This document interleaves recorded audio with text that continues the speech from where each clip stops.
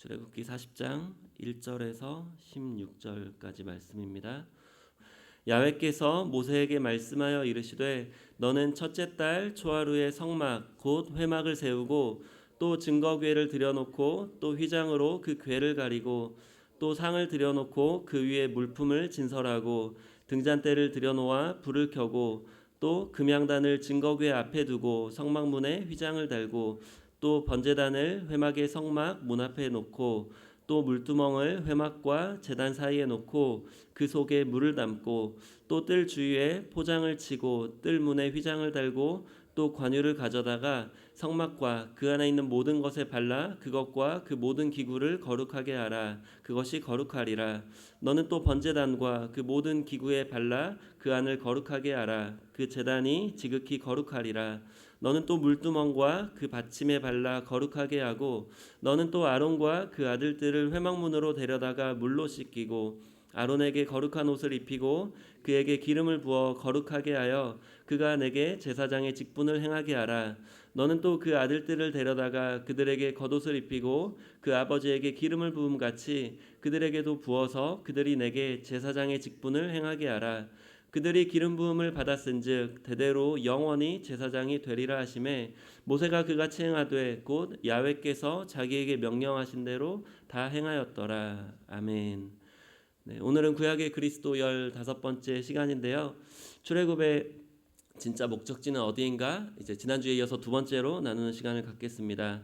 광야는 결핍의 장소입니다. 하지만 하나님은 이스라엘 백성들의 결핍을 채워주심으로써 하나님이 누구신지 백성들에게 알려주시기 원하셨습니다. 왜냐하면 백성들이 갖고 있었던 참된 결핍은 하나님을 아는 지식이었기 때문입니다. 그리고 참된 결핍인 하나님을 아는 지식이 채워질 때 백성들은 비로소 하나님의 백성다워질 수 있었고 하나님의 군대로서 이제 가나안을 정복할 수 있기 때문입니다. 이런 의미에서 지난주에 출애굽의 진짜 목적지는 이스라엘 백성들의 참된 결핍인 하나님을 아는 지식을 채워주는 곳이어야 한다고 말씀드렸습니다. 그곳은 바로 시내산입니다. 하나님은 시내산에서 모세를 부르셔서 십계명을 포함한 율법도 주셨고 성막을 어떻게 짓는지 또 그 성막에서 어떻게 제사 드리는지 자세히 알려주셨습니다. 이 내용들이 출애굽기 19장에서 40장까지 나와 있습니다. 출애굽기 1장부터 18장까지는 모세를 부르시고 또 출애굽하시고 또 광야의 여정들을 나타냅니다. 그 내용보다 더 많은 내용이 이 시내산에서 하나님이 모세를 부르시고 율법을 주시고 성막을 짓는 방법, 제사를 드리는 방법을 알려주시는데 내용을 할애하고 있습니다. 마찬가지로 우리의 인생에도 구원이 정말 중요하지만 그 이후의 삶이 더욱더 중요하다는 것을 우리는 출애굽기를 통해 알 수 있습니다. 하나님은 모세를 시내산으로 부르셨습니다. 그때 이제 백성들은 모세가 빨리 내려오지 않자 아론을 재촉해서 금송아지 우상을 만들고 우상 숭배합니다. 그때 우상 숭배하는 장면을 이제 모세가 율법을 받고 시내산에서 내려올 때 마주치게 됩니다. 율법을 받고 내려오는 모세와 우상 숭배하고 있는 백성들의 모습이 너무나 극명하게 대조를 이루고 있습니다. 이것은 인간의 행위로는 절대 율법의 기준을 만족시킬 수 없다는 것을 너무나도 잘 보여주고 있습니다. 율법은 우리가 도달해야 할 높은 기준은 맞지만 죄성을 가진 인간으로서 절대 닿을 수 없는 높은 기준과도 같습니다. 사도 바울은 율법에 대해서 이렇게 기록했습니다. 로마서 3장 20절 우리 함께 합독하겠습니다. 그러므로 율법의 행위로 그의 앞에 의롭다 하심을 얻을 육체가 없나니 율법으로는 죄를 깨달음이니라. 율법의 역할은 백성들이 스스로 죄인이라는 것을 깨닫게 해주는 데까지였습니다. 즉 율법을 잘 지켜서 구원을 받는 것, 율법을 잘 지켜서 온전하게 되는 것이 아니라 그런 잘못된 생각으로 교만하여지는 바리새인들처럼 되는 것이 아니라 인간의 본질상 이 죄를 갖고 있기 때문에 그 율법을 온전히 지킬 수 없다는 것을 깨닫는 것, 내가 죄인임을 깨닫는 것, 그리고 하나님이 필요하다는 것을 깨닫는 것이 율법의 역할입니다. 만약에 모세가 시내산에서 율법만을 받아가지고 왔다면 백성들은 그 율법에 의해 정죄만 당하고 구원은 받지 못했을 것입니다. 하지만 하나님은 모세에게 이 성막을 어떻게 짓는지 또 그 성막에서 어떻게 제사를 드리는지를 알려주심으로써 거룩하신 하나님과 죄가 가득한 이 백성들이 만날 수 있는 그 만남을 허락하셨습니다. 그 모세는 시내산에서 성소에 대한 말씀도 받았습니다. 출애굽기 25장 8절에서 9절 우리 함께 읽겠습니다. 내가 그들 중에 거할 성소를 그들이 나를 위하여 짓되 무릇 내가 내게 보이는 모양대로 장막을 짓고 기구들도 그 모양을 따라 지을지니라. 성소는 거룩하신 하나님과 죄인인 백성들이 만날 수 있는 유일한 장소입니다. 사실 에덴 동산에서는 모든 곳이 하나님과 만날 수 있는 장소였습니다. 그런데 인간의 타락으로 인해서 그 하나님과 만날 수 있는 장소를 잃어버렸습니다. 그리고 하나님은 다시 이 성막을 통하여서 하나님을 만날 수 있는, 죄인인 인간이 거룩한 하나님을 만날 수 있는 그 장소를 허락하시고 그 만나기 위해 준비할 수 있는 그 제사의 방법도 허락해 주셨습니다. 이곳이야말로 하나님을 만날 수 있는 이 성소, 이곳이 출애굽의 진짜 목적지입니다. 이 성소는 그리스도를 예표합니다. 죄 가운데 스스로 멸망할 수밖에 없던 우리에게 하나님은 예수님을 보내주셨습니다. 그리고 그 예수님을 통해서 우리는 하나님을 만날 수 있게 되었습니다. 광야와 같은 인생길을 살아가는 우리에게 출애굽의 진짜 목적지는 성소 되시는 예수님입니다. 그리고 그 성소에서 드려지는 예배입니다. 무엇보다 성소를 통해서 우리와 만나 주시고 함께 하시는 하나님, 그 자체가 우리 출애굽의 또 우리 인생의 목적이 됩니다. 광야와 같은 인생길에서 결핍을 채우기 위해 급급하고 분주한 인생이 아니라 진짜 목적지인 성소 대신 예수님을 향해 더 가까이 나아가시는 저와 여러분이 되시길 예수님의 이름으로 간절히 축원합니다.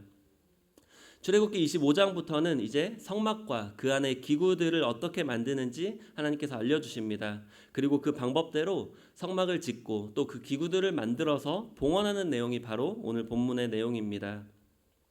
이 성막에는 중요한 영적인 의미들이 담겨 있는데, 먼저 이 성막은 하나님이 만드셨습니다.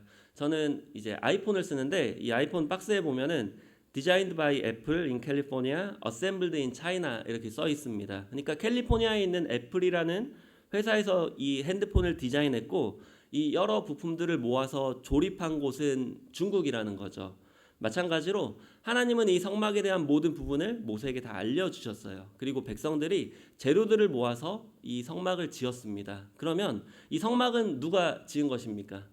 하나님이 지은 것이죠. 백성들은 하나님의 주시는 방법대로 그저 따라 했을 뿐입니다. 우리의 구원도 마찬가지입니다. 하나님이 직접 주셔야만 우리가 구원을 받을 수 있습니다. 인간이 스스로 노력하고 받으려고 하는 것은 종교입니다. 그리고 그 방법으로는 절대 하나님을 만날 수가 없습니다. 오직 하나님이 주시는 방법만이, 그 성소만이 하나님을 만날 수 있는 유일한 길이고 구원을 받을 수 있는 유일한 방법입니다. 사도행전 4장 12절에 보시면 우리 함께 사도행전 4장 12절 읽겠습니다. 다른 이로서는 구원을 받을 수 없나니 천하 사람 중에 구원을 받을 만한 다른 이름을 우리에게 주신 일이 없음이라 하였더라. 아멘. 그렇게 이 구원은 전적인 하나님의 은혜입니다. 우리가 신앙생활을 오래 하다 보면 우리도 모르게 이 은혜를 잊을 때가 있습니다. 내가 스스로 믿은 것 같고 내가 열심히 봉사해서 뭔가 구원받고 상급받는 것 같다는 착각이 들어올 때가 있습니다. 그럴 때마다 우리는 이 성막을 바라보며 우리의 구원도 하나님이 시작하셨고 하나님이 이루셨고 하나님이 다 완성하신다는 것을 믿고 오늘도 우리는 은혜 가운데로 나아가야 됩니다. 두 번째로 성막은 진의 한 가운데, 이스라엘 백성들의 그 진이 있는 한 가운데에 세워졌습니다. 성막이 진의 정중앙에 위치했고 그 성막을 섬기는 레위인들이 그 주위를 둘러쌌고 그리고 동서남북으로 각각 세 지파씩 그 진을 쳤습니다. 고대 근동에서는 진의 한 가운데에 왕의 천막이 위치했습니다. 마찬가지로 성막이 그 이스라엘 백성들의 진의 중앙에 위치한다라는 것은 하나님이 그들의 왕이라는 것을 의미합니다. 또 이스라엘이 행군할 때에 지성소 안에 법궤가 그 길을 인도했습니다. 이것은 왕이 그 군대를 이끌고 전쟁터에 나가는 그 모습과도 같습니다. 이것으로 우리의 인생의 목적과 그 중심이 성막이 되어야 된다는 것이고 하나님이 되어야 된다는 것을 의미합니다. 세 번째로 성막에는 거룩함의 차이가 있습니다. 지성소에 가까울수록 더욱더 귀한 재료들이 사용되어집니다. 뜰이나 그 바깥에 사용되어지는 재료들은 동이나 또 은입니다. 그런데 지성소로 가까이 들어갈수록 금이나 또 순금이 사용되어집니다. 또한 지성소에 가까이 다가갈수록 더욱더 거룩한 사람들이 다가가게 됩니다. 이스라엘의 진 밖에는 이방인이나 또는 부정한 사람들이 머물게 됩니다. 그리고 진 안에는 이스라엘 지파 또 정결한 사람들만 머물 수 있었고요. 또 성막 주위에는 성막을 섬기는 레위 사람들이 있었고 그 성소에는 제사장들만 들어갔고 대제사장들만 또 지성소에 들어갈 수 있었습니다. 우리 예수님은 하나님의 은혜로 주어졌지만 우리가 죄를 끊고 세상을 멀리했을 때, 즉 거룩할 때 우리는 하나님께로 더 가까이 나아갈 수가 있습니다. 네 번째로 성막은 순서대로 다 거쳐서 지성소까지 들어갈 수 있습니다. 성막 입구에는 번제단이 있었고 뜰에는 물두멍이 있었고 성소 안에는 상과 또 진설병, 등대, 또 그 앞에 휘장이 있고 그 휘장 안에는 지성소, 또 그 안에 금양로, 증거궤가 있었습니다. 먼저 번제단에서는 희생제물을 잡아서 제사를 드려야 했습니다. 희생제물의 죽음으로 그 제사가 시작됩니다. 마찬가지로 예수님의 죽으심으로 우리의 구원이 시작되고 우리의 예배가 시작됩니다. 우리의 자아와 옛사람이 십자가에서 죽어질 때 우리가 드리는 예배가 시작됩니다. 날마다 우리는 예배 자리에 나올 때 우리의 자아가 죽어야 되고 우리의 옛사람이 죽어야 되고 온전히 하나님만 높이고 또 하나님만 드러내야 됩니다. 예배에 와서 자기 의견을 주장하고 자기 성격을 드러내는 사람은 아직 예배를 시작하지 못한 것입니다. 예배는 우리가 죽어질 때 그 예배가 시작될 수 있습니다. 이어서 물두멍에서 제사장이 손과 발을 씻어야 성소에 들어갈 수 있습니다. 그렇지 않으면 제사장들은 죽게 됩니다. 예수님도 한 번 목욕한 사람은 발만 씻어야 된다고 베드로에게 말씀하셨습니다. 마찬가지로 이미 속죄의 구원을 받은 우리는 이제 날마다 예배에 나올 때마다 우리가 짓는 크고 작은 죄들, 또 알게 모르게 짓는 죄들을 회개함으로 나아가야 됩니다. 그래야 예배 가운데 거룩하신 하나님을 만날 수 있습니다. 그래서 우리가 예배에 일찍 와야 됩니다. 예배에 시간을 맞춰서. 또 늦게 오면은 우리가 예배에 마음을 준비할 수 없고 우리가 예배에 나아가기에 앞서서 우리의 죄를 회개할 수가 없습니다. 그래서 예배에 일찍 와서 우리가 기도하고 회개하고 마음을 준비해야 됩니다. 또 성소에 들어가면 이제 상이 있고 그 상 위에는 12개의 진설병이 놓여 있습니다. 이것은 12지파에게 공급하시는 하나님의 축복을 의미합니다. 즉 예배에 나올 때마다 우리는 세상의 모든 염려와 근심을 하나님께 맡겨야 됩니다. 우리의 필요를 채우시는 하나님, 우리의 모든 고민과 염려를 아시고 들어주시고 응답하시는 하나님을 우리가 기억하며 그 모든 근심을 내려놓고 하나님 앞에 나아가야 됩니다. 그리고 그 뒤에는 등잔대가 있습니다. 성소에서 유일한 빛은 등잔대의 빛입니다. 그 빛의 인도를 받아서 지성소까지 나아갈 수 있습니다. 그 빛은 바로 예수 그리스도입니다. 우리의 예배에도 많은 절차와 형식이 있지만 무엇보다 예수 그리스도만이 우리를 하나님의 존전으로 인도하실 수 있습니다. 이어서 성소와 지성소를 가르는 휘장이 있습니다. 이 휘장을 통과해서 지성소에 들어갈 수 있는 사람은 오직 대제사장뿐입니다. 그리고 1년에 단 한 번 대속죄일에만 들어갈 수 있습니다. 대제사장이 지성소에 들어갈 때는 발목에 방울을 달고 또 줄을 매달고 들어갔습니다. 만약에 대제사장이 정결하지 않을 경우, 거룩하지 않을 경우 하나님 앞에 죽기 때문입니다. 그래서 그 방울 소리가 들리지 않으면 대제사장이 죽은 줄 알고 사람들이 그 발목에 줄을 끌어당겨서 이 대제사장을 이렇게 이 지성소에서 끌고 나왔습니다. 그런데 이 휘장은 곧 예수님을 상징합니다. 예수님께서 십자가에 달리셨을 때 성소와 지성소를 갈랐던 휘장도 찢어졌습니다. 중요한 것은 그 두꺼운 휘장, 사람의 손으로 또 찢을 수 없는 이 휘장이 위에서부터 아래로 찢어졌습니다. 이것은 하나님께서 우리를 만날 수 있는 길을 직접 예수님을 통해서 열어주신 것을 의미합니다. 히브리서 10장 19절 20절 우리 함께 보겠습니다. 함께 읽겠습니다. 그러므로 형제들아 우리가 예수의 피를 힘입어 성소에 들어갈 담력을 얻었나니 그 길은 우리를 위하여 휘장 가운데로 열어놓으신 새로운 살 길이요 휘장은 곧 그의 육체니라. 우리는 예수님의 찢기신 몸과 흘리신 보혈을 통해서 하나님을 만날 수 있습니다. 우리가 예배드릴 때마다 이것을 기억해야 됩니다. 예배는 그냥 쉽게 드리는 게 아니라 또 의무적으로 해치우는 게 아니라 우리가 예배드리는 이 하나님을 만나는 방법을 주시기 위해서 예수님이 치르셨던 그 대가, 그 십자가의 그 대가를 우리가 기억하면서 예배에 나올 때마다 우리는 그 예수님이 흘리신 피와 찢기신 몸에 대한 감사와 감격을 절대 잊지 않아야 됩니다. 또 지성소 안에는 증거궤가 있습니다. 증거궤는 하나님의 말씀을 상징합니다. 이 말씀은 곧 예수 그리스도입니다. 우리가 말씀을 듣는 것, 또 말씀을 읽고 또 묵상하는 것은 곧 예수님을 만나는 것입니다. 그리고 마지막으로 중요한 것은 이 모든 기구에 이제 기름을 붓습니다. 그리고 아론과 그 아들들, 제사장과 대제사장은 물로 먼저 씻은 후에 그리고 기름을 바릅니다. 이 기름 부음은 곧 성령의 기름 부음입니다. 번제단의 희생 제물로 제사는 시작되었지만 그것을 거룩하게 하는 것은 기름 부음입니다. 예수님의 보혈로 우리의 예배도 시작되었지만 그 예배를 예배되게 하는 것은 성령님의 기름 부음입니다. 우리는 예배에 나올 때마다 성령님의 기름 부음을 사모해야 합니다. 성령님의 놀라운 은혜와 체험이 있을 때 우리는 비로소 그 예배 가운데 살아계신 하나님을 만날 수 있습니다. 마지막으로 이 모든 성막의 시작은 백성들의 자원하는 예물로 시작되었습니다. 출애굽기 25장 1절부터 2절 함께 보겠습니다. 함께 읽겠습니다. 야훼께서 모세에게 말씀하여 이르시되 이스라엘 자손에게 명령하여 내게 예물을 가져오라 하고 기쁜 마음으로 내는 자가 내게 바치는 모든 것을 너희는 받을지니라. 아멘. 하나님께서 성막에 대한 설계도를 주셨고 그 성막은 백성들의 자원하는 예물을 통하여 지어졌습니다. 또한 백성들의 자원하는 제물을 통하여 제사가 드려졌고 또 하나님께 자원하여 바쳐진 이 제사장들에 의해서 제사는 집도되었습니다. 하나님은 기쁨으로 드리는 예배를 받으십니다. 우리 자원하는 마음으로 드리는 예배를 받으십니다. 예배는 의무가 아닙니다. 특권입니다.